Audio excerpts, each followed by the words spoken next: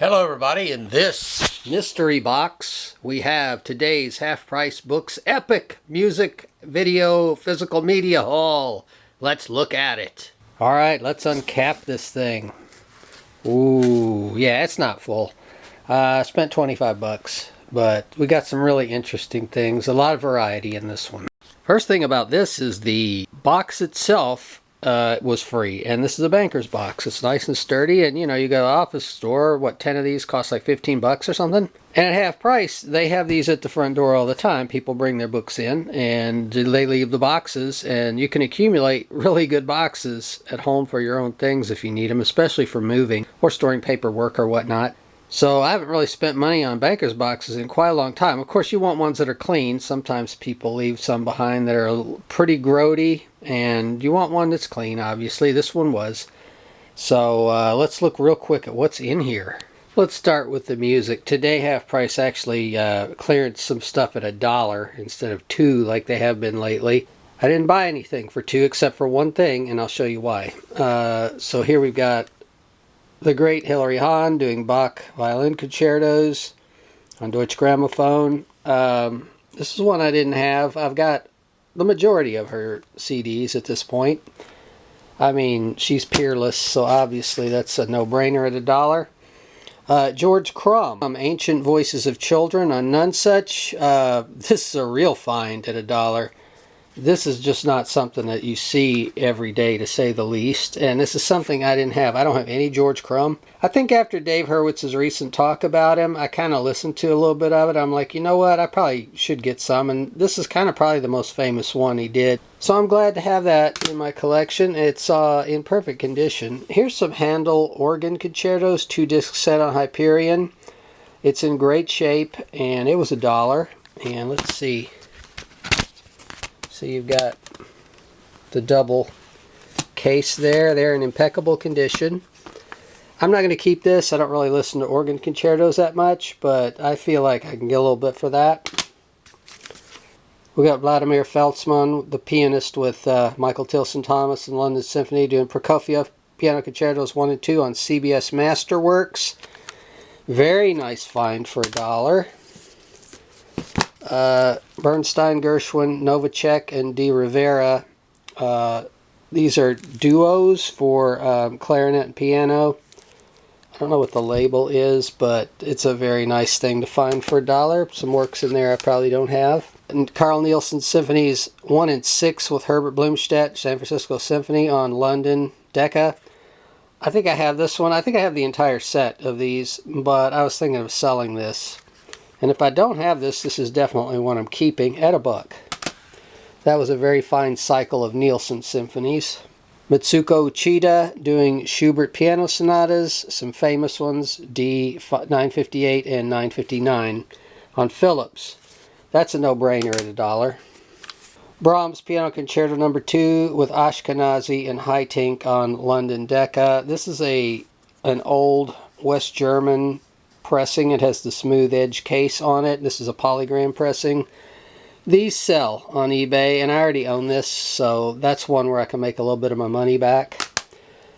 Got this Telemann Orchestral Music 2-disc set on Musical Heritage Society. I'm not sure what the original, maybe these are original Teldec recordings, since it's Harnoncourt. Is it Harnoncourt? Yeah. Vienna Concentus Musicus, yeah. So I'll probably keep that because I'm always looking for more Telemann, actually. I'll sell this. This is Mozart Don Giovanni, the opera 3-disc set with John Elliott Gardner, the English Baroque soloist on Archive Production. It's got the libretto book in there. It's in really good shape. It has a little bit of scuffing, but I can fix that. I've got my buffing wheel outside in the garage. And I don't need this because I've already got a bunch of Don Giovanni recordings, and I'm sure this one sounds really nice. It was probably well recorded, but I can't justify having this. I got to make some of my money back from this lot. So, alright, so anytime they have a Leonard Maltin's film guide, I buy it, especially if it's $1, and this was $1 for the 2011 guide. I don't think I have the 2011 guide. Let's see. No, I don't have that. I don't have this. Of course, it's not going to substantially differ from the other guides, but it's in great shape, and you know, someday I'll sell these, and I'll probably keep this in really good shape and maybe sell a couple of these as a lot. I have a nostalgia for these guides now, and when they're $1 I buy them, especially when they're almost mint condition like that. Now, we got some really interesting VHS for $1 a piece. Four Jills in a Jeep. This was a 20th Century Fox film. Has an all-star woman cast in this. You know, World War II era. I honestly don't know much about this movie, and I don't think I've ever seen it. And I probably will watch this tape. I don't think I have this on DVD either, so let's see. Yeah, there's the 20th Century Fox label on that. Looks really good. Soylent Green. When did this come out? 73, 74 era. Charlton Heston, of course. I'm not going to spoil it for you about what Soylent Green is made out of, but if you don't know that by now, then you're not listening. But anyway, so yeah, I didn't really need this. I've got this on DVD, of course, but I don't know. It's a nice MGM-UA kind of Warner label VHS. I'm actually shocked that they didn't put like $5 to $8 on this, because usually if it's kind of a cult movie or a science fiction movie, they'll put a special price on it. But this one slipped through their fingers, I think. I think I might be able to get money for that online. This might be the find of the day. Melanie, I don't know much about this. This is a drama with Glynis O'Connor. There's Glynis O'Connor, and it's on Vestron Video, which is kind of a cult video VHS label for collectors. People love the logo, and I showed you the logo at the beginning of the video. It's off this tape too. So this is an ex-rental from a prominent local video store that was here all through the 80s and 90s. It was the biggest chain in the area. Roadrunner Video. Roadrunner Video had a bunch of locations around here. They weren't my favorite video store, but you know, as with all video stores, if you dug deeply enough, you'd find interesting things that you couldn't find at some of the others. And that was the case with Roadrunner 2. The Vestron label on the VHS tape looks pretty good. The cassette tape is, it's not coming off. It's not super dirty or anything. That's rare for Vestron, because these were heavily rented back in the day and heavily used. This is probably because this was more of an obscure drama. It didn't get rented as much, so it's in better condition, I suspect.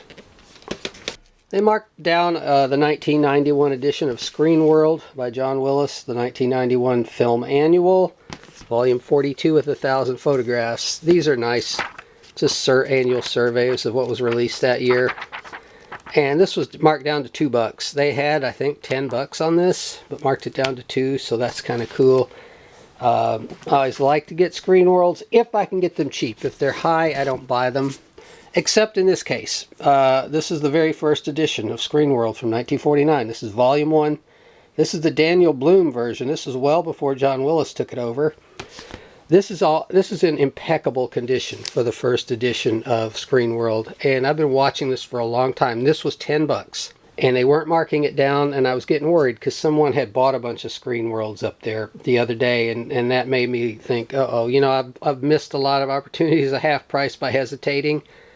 I didn't hesitate on this eventually. I went ahead and got this, and this has so many important classics in it from the previous year, 1948.